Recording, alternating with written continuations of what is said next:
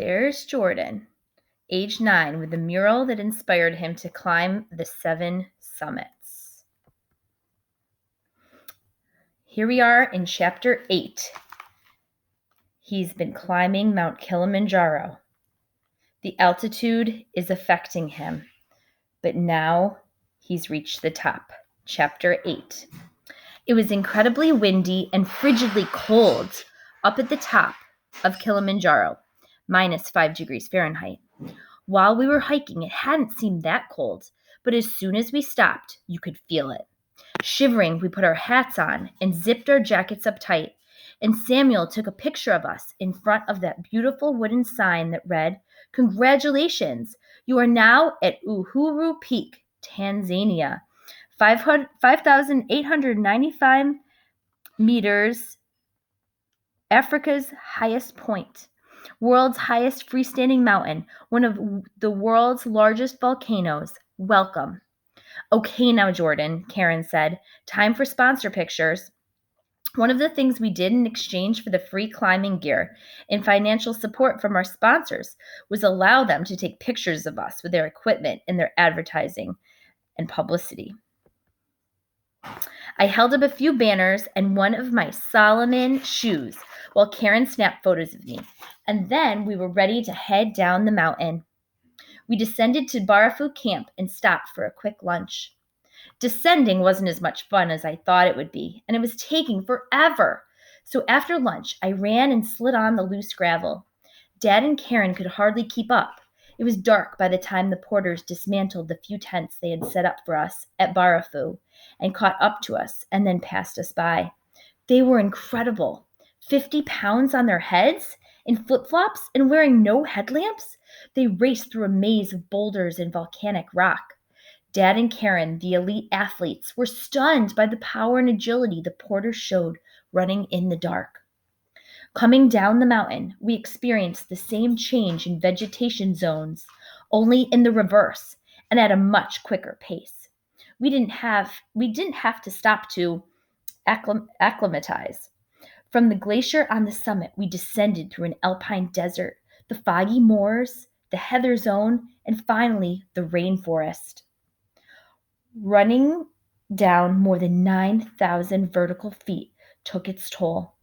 I was completely wiped out by the time we reached Mwika camp, where Faiz and Nikki ran out to meet us. "Did you make it?" Nikki asked. My smile told them all they needed to know. "Jordan amazed me," Dad said. "He was so tired and was even tempted to give up at one point, but then he managed to find something inside himself to keep going." "I set a goal and wasn't going to quit, no matter what," I said. Karen laughed. "As soon as he saw that summit sign, he was unstoppable. We could barely keep up." Faiz put his arm around my shoulder as we walked into camp. "I knew you were made for great things." "How about you?" I asked. "How do you guys feel?" "Samuel was right," Nikki said. "As soon as we moved to a lower altitude, we were fine." That was a huge relief. And so was the fact that not only had the porters already set up camp, but they had food waiting for us, popcorn and hot soup. I was addicted to their popcorn, which for some reason was the best popcorn I'd ever eaten, even though it had no salt or butter. I sat there munching and taking in the hustle and bustle of the Mwika camp. Climbers, porters, and guides headed in both directions. I was shocked to discover that people actually knew who I was. Word had spread all over the mountain about a 10-year-old climbing stronger and faster than most adults. No one could believe that I'd made it to the top and back down to Mwika camp in 3 days instead of the usual 6 or 7 days for the Abwe route. Everyone I met wanted a picture with me. It was kind of cool to realize that other people recognized my accomplishment. Even better, the barrier between the porters and me disappeared.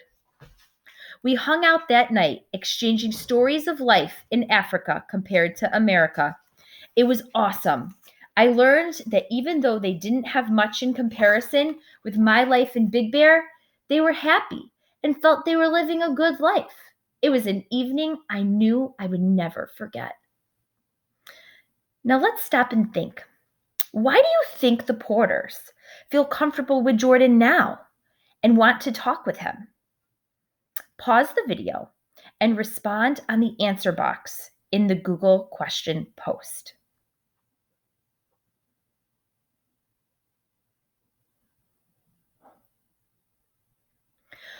We left Mount Kilimanjaro National Park through the Muika Gate, but first we stopped to sign the register and get our certificates to prove that we had climbed the mountain successfully.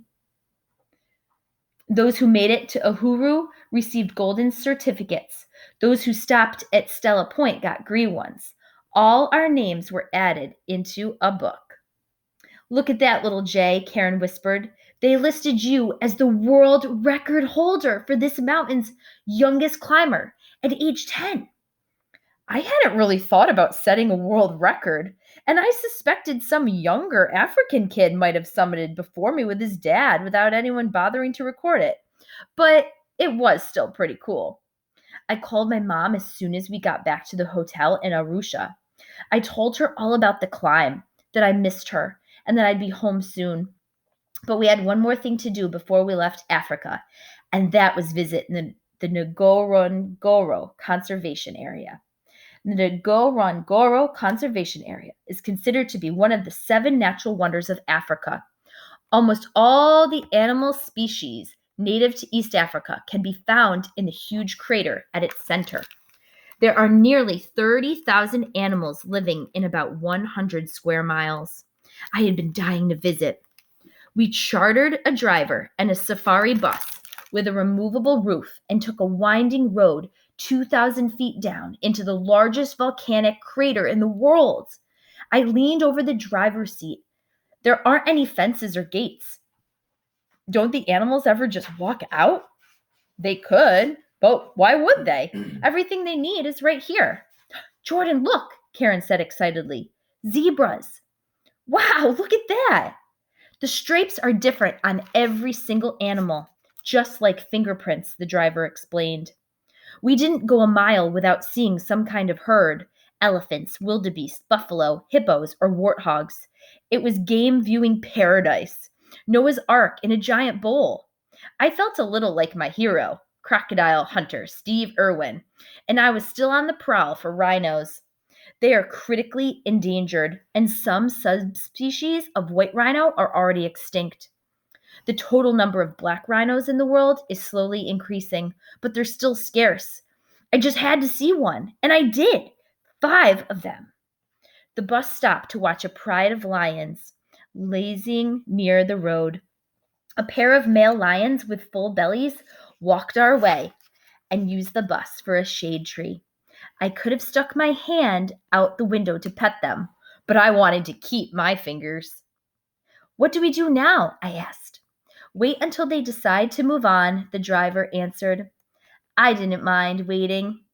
After all, I had gotten a chance to see the big 5 game animals: lion, leopard, Cape buffalo, elephant, and rhino, all in one day.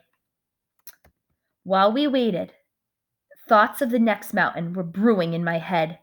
I wanted to go to Australia, not just to climb its highest peak, but also to see crocodiles, kangaroos, and koalas. Maybe I'd even get to meet Steve Irwin in person.